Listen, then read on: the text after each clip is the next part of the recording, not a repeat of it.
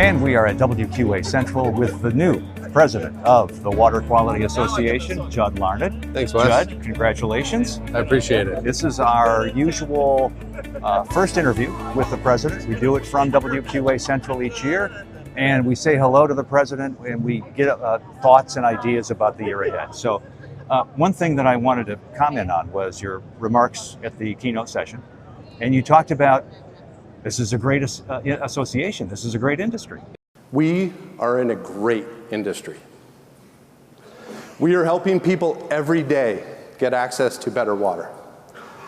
The industry is defined by its people, and we have great ones. All of you and many, many others out there. People who have been living and working tirelessly in this industry for decades, and people who are new to the industry and excited about bringing something to the table to help us all move forward. Well, I mean, from an industry perspective, the opportunity is unknown for us. Right. If you think about the growth, if you think about what we did over the course of the last 3 years, I think this industry has installed more products in homes in the last 3 years than it ever has over that window of time. So what does that mean? It means we have more customers. There's a bigger installed base out there today, and consumers are having the conversation around our industry. We don't need to proactively educate them as much as we have in the past, and that's exciting. It's exciting for us. Yeah, you are president of Kanigan North America, and it's great as we celebrate 50 years of the Water Quality Association to have you representing one of the founding companies. Yeah, no, it's exciting, right? I mean, Kanigan's been around for 88 years. WQA's been around for 50. But Kanigan and Kanigan dealers were some of the founding members of this organization. And so to be able to be part of this 50 years later and help think about the next 50, what is the opportunity and what can WQA be? And how can we think about supporting our broader member base? So I'm just excited. I'm excited to have the opportunity. And that's kind of woven into the next iteration of the 3-year strategic plan, is it not? No, it is. 3 years ago, we developed a strategic plan, working with Polly and the executive team, and I think that the organization has done a really nice job executing against it, but we've got to be thinking about what's next. And so one of the things we've started talking about is what is our value proposition, right? What does WQA mean to its member base? Right. And then how can we invest and prioritize those things that are the most important? So I think what we'll see with the next strategic plan is starting to articulate that in a way that is exciting for the member base, but also can be something we can talk to the industry about. We can talk to affiliates, we can talk to Washington, D.C. about who we are as an industry and where we're going. You also, going back to the keynote session, had a bit of a challenge for the members. This year, we're kicking off a new strategic planning phase. The last 3 years, I believe, has been a tremendous success.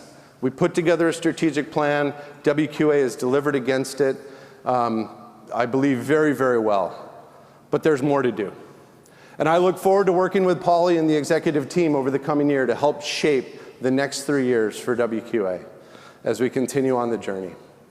And I'm excited to work with all of you to support WQA in making it happen. We have the opportunity to support and control our destiny as an industry. And I would ask you to get involved. Voice your opinion.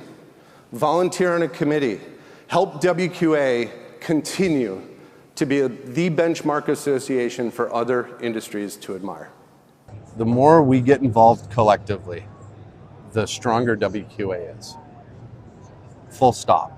Right? If we can go to Washington, D.C. and we've got 4,000 members instead of 2,500 members, think about how the conversation goes. Think about who we represent as an organization and the power that can create. And the reality is, legislation has the opportunity to either be an accelerant for this industry, or it can be something that can get in our way. And so, again, my ask, get involved, be involved, volunteer. Think about your teams and how they can get involved in WQA and support this great organization.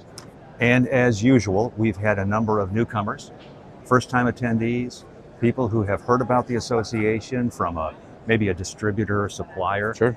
Word of mouth, and it's great to see new people, fresh blood, so to speak, coming in. But there's room for more, right? Well, there's always room for more, right? And we've got to think about how do we continue to expand. Water treatment is a broad topic. It's a broad industry. And the more we can get aligned on what we're trying to accomplish, right? And what we're trying to accomplish is getting better water for consumers. Yeah. That's what it's all about. Right. And the more folks that touch water can get closer to WQA and have one aligned voice and message, the better. Let me ask you to put your kind of economic forecasting hat on for a second. Yeah. We've been talking for the last couple of years about what does the economic landscape look like. Yeah. We still don't really know in a way, but what do you see? It's unknown. If I knew. Right. Look, the reality is the economy today is a little bit of a question mark. They're talking about interest rates coming down. Why is that a good thing? Well, housing is a driver for our industry. And you can see it in some of the reports that have been discussed over the last 48 hours. Housing starts, housing remodels, honestly, disposable income in the home is something that is a boost for our industry. And so I do think that's going to help over the next 12 months. I think it's going to create opportunity for us as the housing market comes back. But the reality is our products are essential. And so even with an economy that is a little bit tough over the last 12 months, I think we've held our own. I think we're actually outpacing a lot of building products industries because water treatment is so critical for the end consumer. And if you're a business owner and you need that new staff person, we've got the tools, WQA, to help train, onboard, and to help assist that process. We know it's tough. Yeah. We know it's tough. It is tough, but you're right. Right. I think we've got to recruit a little bit differently in today's environment. Onboarding is critical. Yeah. Training is critical. Helping people understand their career path, right? So they're excited to stick around the industry for the next decade is critical.